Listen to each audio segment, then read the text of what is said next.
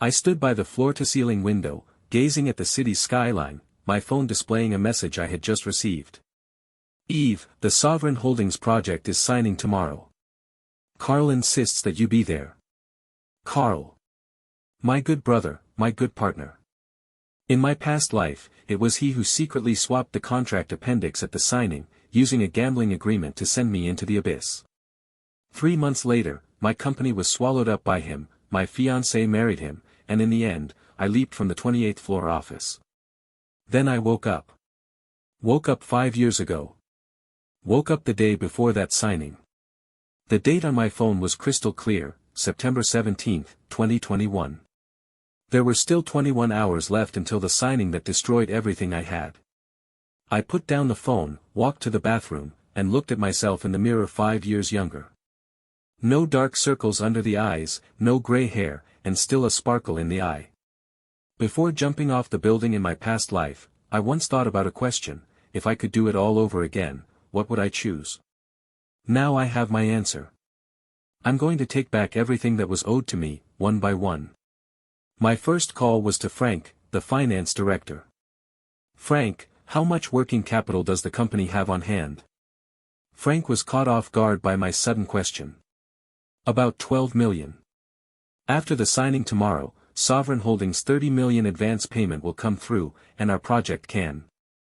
I cut him off, withdraw all 12 million. Transfer it to my personal account before 3 o'clock this afternoon. What? Eve, this doesn't comply with financial regulations. Do as I say. I'll take responsibility if anything goes wrong. Frank was silent for 3 seconds, probably sensing the unprecedented firmness in my tone. All right. The second call was to my lawyer, Finn. Finn, draft a share transfer agreement for me. Transfer the 51% equity I hold in Novatech Group to a newly formed shell company. Use a nominee director you trust as the legal representative. It needs to be done by 5 p.m. today. Finn took a sharp breath on the other end of the line. Eve, what are you planning to do? Your equity is the foundation of the company. I said, I'm guarding against someone. Don't ask. Just get it done. Double the fee. Understood. The third call, I hesitated for a long time before dialing. Wendy, where are you? On the other end of the line came my fiancée's voice, crisp, with a hint of surprise. I'm at home, what's wrong? Your voice sounds strange. I paused. Nothing. Don't go to the signing with Sovereign Holdings tomorrow. Why? Carl said he wanted me to come and witness our company's big day. Carl. It's Carl again.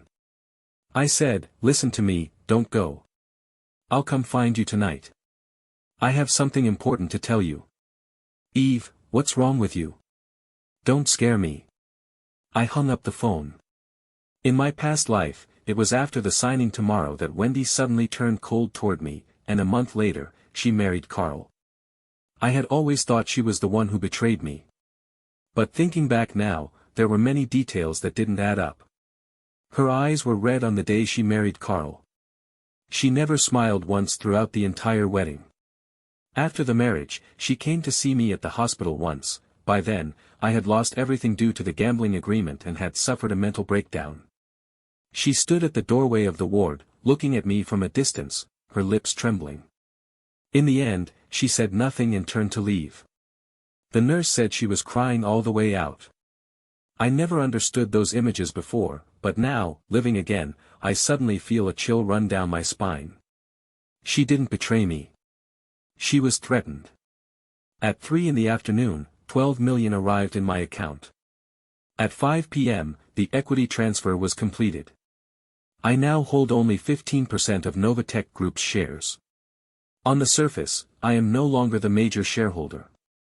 But these shares were transferred to a shell company under my control, so the actual control remains in my hands. Outsiders can't trace it. Carl thinks he can force me out tomorrow using the betting agreement. He doesn't know that I've already kicked myself out. At 7 p.m., I arrived at Wendy's apartment. When she opened the door, she was wearing a goose yellow loungewear, her hair casually tied up, her face bare of makeup, clean and simple, with bright, sparkling eyes. The moment I saw her, my heart tightened painfully. In my past life, after she married Carl, I only saw her once in the hospital. Later, I died by jumping off a building. I don't know what happened to her. But I do know that the outcome of that life was not one she chose. Come on in, why are you standing at the door? She stepped aside to let me in. I walked into the living room and saw a pile of documents spread out on her coffee table, the draft contract between our company and Sovereign Holdings, with her fluorescent marker notes on it. She was reviewing the contract for me. Are you still uneasy about the Sovereign Holdings contract? I asked. Wendy graduated from law school. Although she didn't become a lawyer, her legal knowledge is even stronger than mine. In my previous life, she was the one who warned me about the issues in this contract, but I didn't take it seriously. She frowned and pointed to a certain page of the contract. I still feel something's off about that gambling clause. Look here, the conditions for triggering the performance bet are too vague. What if Sovereign Holdings deliberately delays our acceptance inspection? Who would be held responsible? In my previous life, it was this very loophole that allowed Carl and Sovereign Holdings to collude, deliberately delaying the acceptance inspection, leading to the failure of the gambling clause and the forced transfer of my equity. I crouched down and looked at her seriously. You've noticed the problem. Wendy, what if I told you that Carl and Sovereign Holdings are in cahoots? Would you believe me? Wendy was stunned. What did you say? I spoke slowly and deliberately. Carl wants to take over Novatech Group. When we sign the contract tomorrow, he'll have someone from Sovereign Holdings swap out the appendix. In the new appendix, the gambling clause will be extremely unfavorable to us. 3 months from now, I'll lose everything. Wendy's face turned pale. How do you know that? What evidence do you have? I said, I don't have proof. But I have a way to foil their plan. I need your help. Wendy stared at me for a full 5 seconds. Then she nodded without asking a second question. What do you need me to do? In my past life, I didn't even ask her and shouldered everything alone. In this life, I chose to trust her. Tomorrow, you still go to the signing ceremony. But 10 minutes before the signing, find an excuse to ask for the contract and carefully check the header code of the appendix. If they've swapped the appendix, the last digit of the header code will change from A to B, point it out on the spot, say the contract has been tampered with, and refuse to sign. Wendy's eyes lit up. You mean, let them expose themselves? I stood up. Exactly. If we don't sign the contract tomorrow, they lose. The money on my side has already been transferred, and the equity has been moved. Even if they force a gamble, I have nothing to lose. But they don't know that. Wendy suddenly reached out and grabbed my sleeve. Eve. Is there something you're hiding from me? I looked into her clear eyes and almost blurted out the truth about my rebirth. But even if I did, she wouldn't believe me. I said, yes. But let me tell you after this is over. The next day, at the Crown Hotel, in the contract signing hall. Sovereign Holdings team arrived early, making quite an entrance, 7 or 8 people in suits and ties, led by their vice president, Martin. On the third day, Carl stood beside them, wearing a well-tailored dark blue suit, beaming with a smile that made him look like my perfect business partner. Only I knew the knife hidden beneath that smile. Eve, you're here. Carl walked up and patted me on the shoulder. Today is our big day. Once this contract is signed, Novatech Group is going to take off.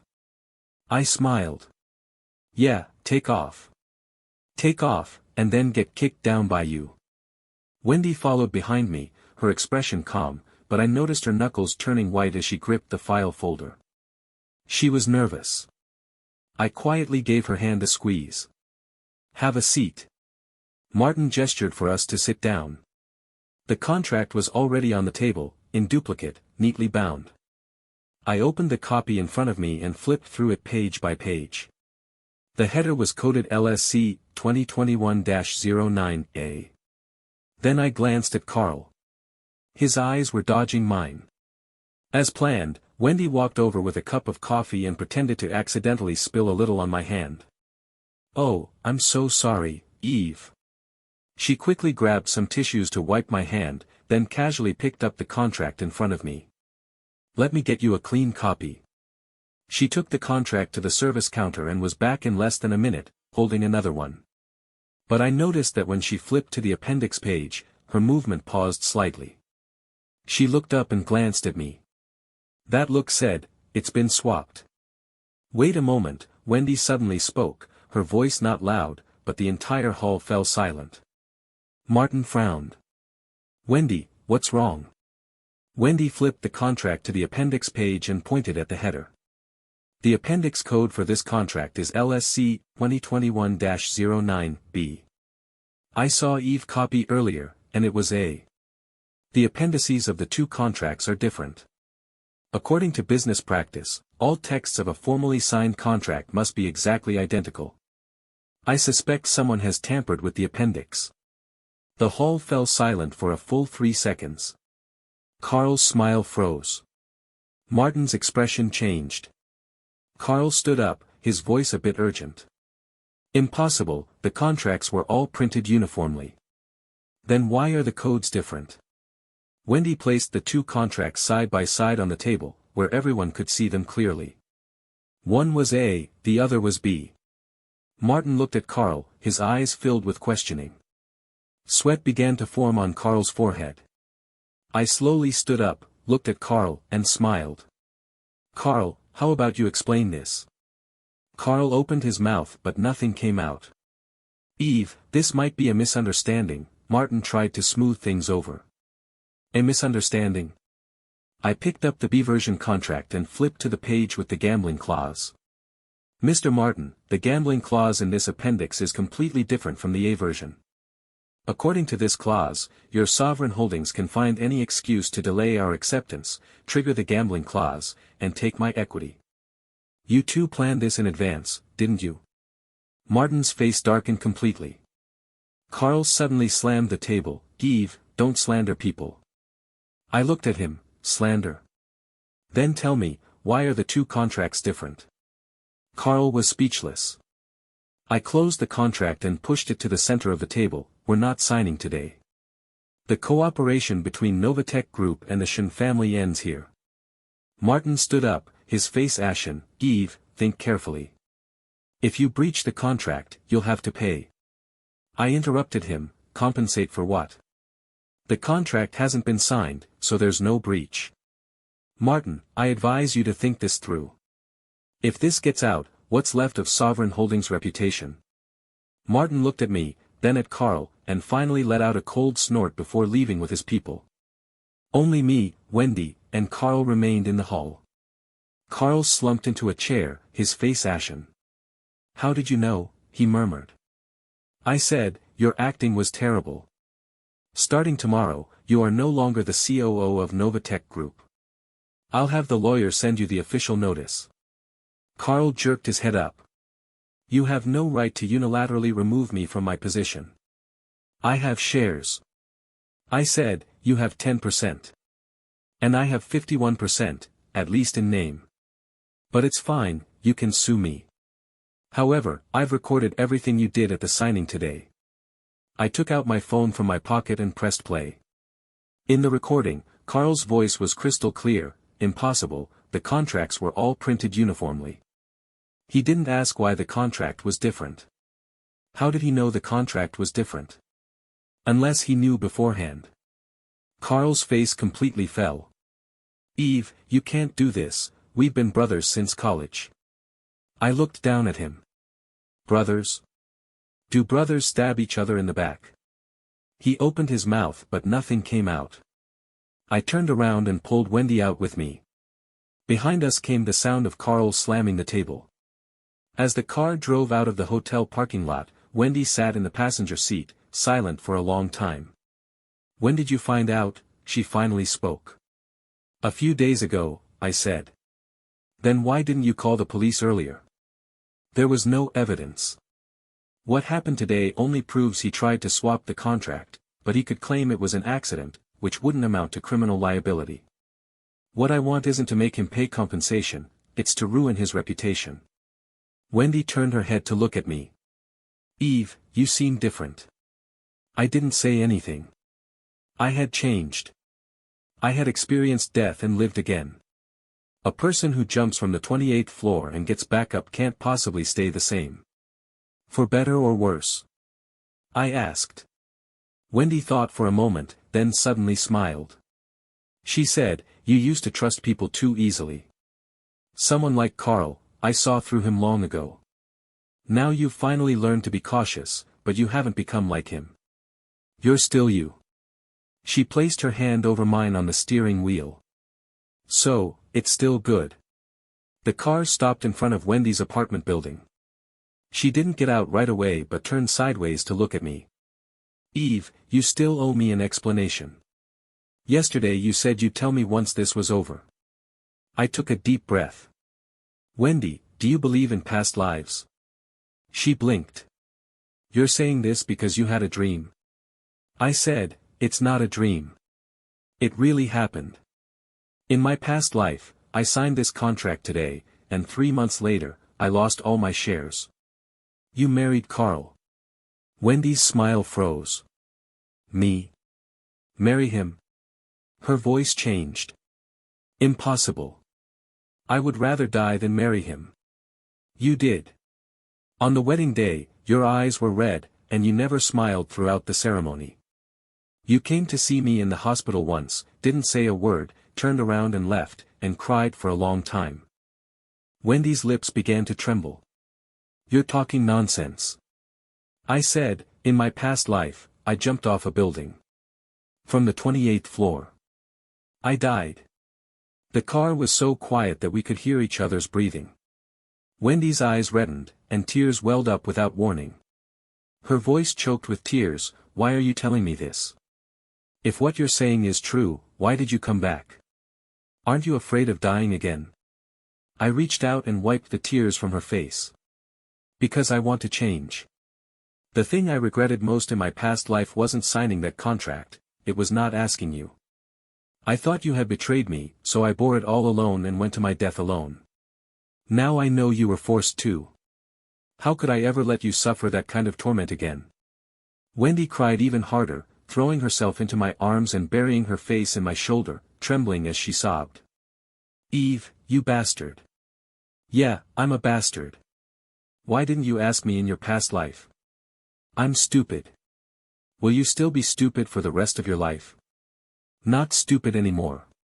She cried and cried, then suddenly laughed, alternating between crying and laughing, smearing snot and tears all over my shoulder. If you dare to jump off a building again, I'll jump with you. I held her tightly. Never again. Not in this lifetime. Carl's matter wasn't over yet. He still held 10% of the shares. While it wouldn't affect the overall situation, keeping it was a hidden risk. More importantly, I still needed evidence of the threat he made to Wendy in my past life. Over the next month, I did several things. First, I completely severed all company operations related to Carl. The department he was in charge of was split and restructured, and his people gradually left. Second, I used that $12 million to launch a new project, an AI medical imaging system that I had always wanted to develop but never dared to. In my past life, this sector exploded a year later, and I knew all the key milestones and critical clients. Third, I hired a private investigator to look into the relationship between Carl and Sovereign Holdings. The results went deeper than I expected. Not only had Carl accepted a cooperation fee of $5 million from Sovereign Holdings, but he had also uncovered an old blemish on Wendy's father's record, an economic dispute, not a large sum, but enough to ruin the reputation of someone with a doctorate in law. In my past life, that was exactly how he had blackmailed Wendy into marrying him. The private investigator also found that Wendy's father, Professor Simon, had actually been set up by a supplier in that dispute. If the case were reopened, he could be completely exonerated. I organized the materials and went to Wendy's house. Professor Simon is an honest man. Back then, he was tricked into signing a dual contract, which cost him a large sum of money and landed him a disciplinary sanction. He never went into detail about this with Wendy, but she had a vague idea of it. Uncle, this case can be overturned.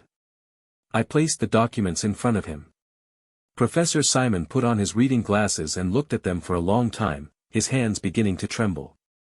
"These, where did you get them from?" "I hired a lawyer and tracked down the supplier from back then. He later got caught for another case and confessed a lot during police interrogation. The contract you signed back then, he forged it." Professor Simon took off his glasses and rubbed his eyes. "Eve, why are you doing all this for our family?" I said, "Because Wendy is my fiancée. Your matters are my matters." Wendy stood nearby, her eyes reddening. Professor Simon was silent for a long time, then patted me on the shoulder. "Good kid." 3 months later, things came to a conclusion. Carl's case did not go through criminal proceedings. The losses incurred by Novatech Group were insufficient to file a case. However, I compiled a detailed report of what he had done and sent it to all shareholders, partners, and industry media.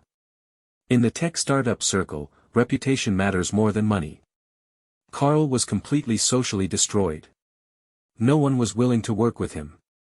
He tried to sell his 10% stake but found no takers. In the end, he came to me and begged me to buy it. The price I offered was 60% of the market value. He knelt at the office door, and I had someone escort him out. Not because I was heartless, but because I remembered my past life, when he stood in a meeting room during my bankruptcy liquidation and said in front of everyone, "Eve, this guy lacks ability and has high standards but low skills. It's no injustice that the company was ruined by him." That was the moment I was abandoned by the whole world, and he stepped on me one more time.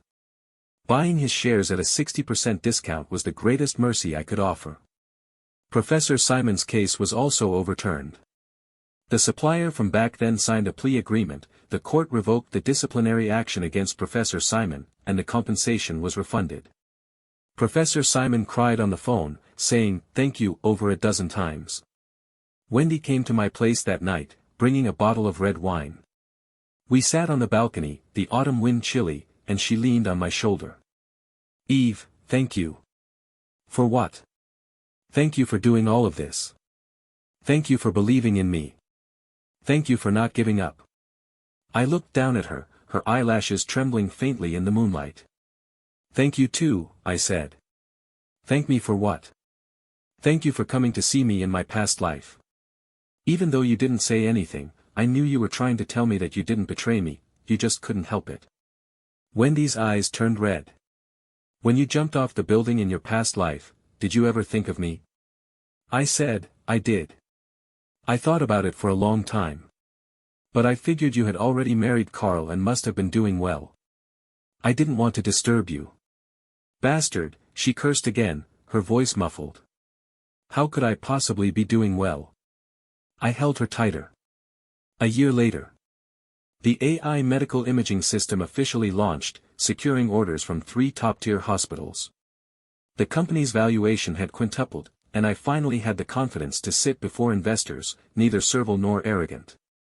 Sovereign Holdings' reputation suffered due to the contract switching incident, losing several major projects, and Martin was removed from his deputy general manager position.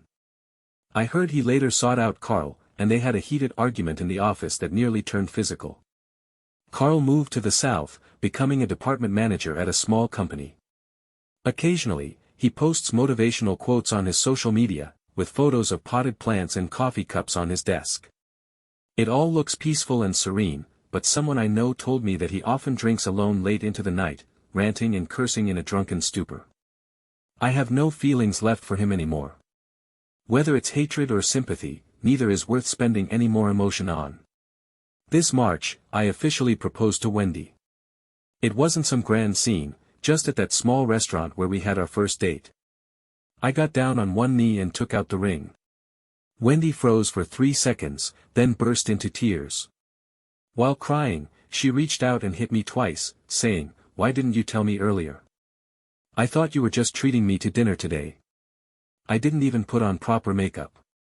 People at the nearby tables were all applauding. When I slipped the ring onto her finger, her hand was trembling. I whispered, "In this life, no one will ever separate us." She nodded, tears falling onto the ring. The wedding was held in May, when the weather was neither too hot nor too cold. As Wendy walked toward me from the other end of the floral arch in her white wedding gown, a sudden image flashed through my mind, her standing at the hospital door in our past life, wearing a dark trench coat, her eyes red and swollen. That woman, now walking toward me in white lace with a smile, was the same person. But fate had already taken a completely different turn. She didn't marry Carl, didn't put on a wedding dress for anyone else, and didn't dare to cry out loud with red eyes at the wedding. She was smiling. She smiled beautifully. "Eve, why are you crying?" She walked up to me and reached out to wipe my face. Only then did I realize I was in tears. "I'm not crying. Just got some sand in my eyes." "Nonsense, we're indoors." The guests all laughed. I laughed too. When the officiant asked for the vows, her voice was not loud when she said, "I do," but it was very firm. As I slipped the ring onto her finger and leaned in to kiss her, I heard someone whistling from below. It was my business partner Frank, a straight man who never reads the room. Wendy giggled softly in my arms. After the wedding, we saw off the guests and returned to our new home. She was so exhausted that she collapsed directly onto the bed, still in her wedding dress, and said with her eyes closed, "Getting married is so tiring. I don't want to do it a second time." I sat by the bed and brushed the stray hair from her forehead. "No need for a second time. Once is enough." She opened her eyes and looked at me. "Eve, do you still remember that past life you told me about?" "I remember." "Are you sure nothing like that will ever happen again in this life?" "I'm sure," I said. "In this life, I've done everything opposite to how I did in my past life. Carl is out, your father's case has been overturned, and the company is thriving. Everything that should have been reclaimed, has been reclaimed." Wendy suddenly sat up and looked at me seriously. "You said you jumped off a building in your past life. So how did you come back? How did you return to 5 years ago?" I was silent for a few seconds. I had asked myself this question countless times, and there was never a reasonable answer. I said, "Maybe someone thought I was wronged and gave me a second chance." Wendy thought for a moment, then nodded. She said, "Then I need to thank that person." "No, thank the heavens. Thank fate. Thank whoever it was. Either way, thank you for not letting Eve die like that." She rested her head on my shoulder. The city outside the window was brightly lit, exactly like the night view I had seen on the day I jumped off the building in my past life. But the mindset of the person standing by the window was completely different. In his past life, Eve stood on the 28th floor looking down, desperate, lonely, feeling as if the whole world had abandoned him. He was wrong. Someone had tried to reach out and pull him back at the very last moment, he just didn't see it. In this life, he saw it. 2 more years passed. We bought a new house near the company, complete with a yard. Wendy planted a row of roses, blooming vibrantly. Professor Simon, now retired, often came to stay, playing chess in the yard and getting deeply engrossed in games with the neighbors. The company went public, and my name appeared on the Forbes 30 under 30 list. When a reporter asked about my entrepreneurial insights during an interview, I said, "Find a good lawyer, find a good wife, and don't trust your brothers too easily." The journalist thought I was joking. I wasn't. In my past life, right before I jumped off the building, the last image I saw was the white ceiling of the hospital room and Wendy's back as she stood by the doorway. Now, every day when I wake up, the first thing I see is her sleeping beside me, her hair messy, her mouth slightly open, occasionally grinding her teeth. There is no better rebirth than this.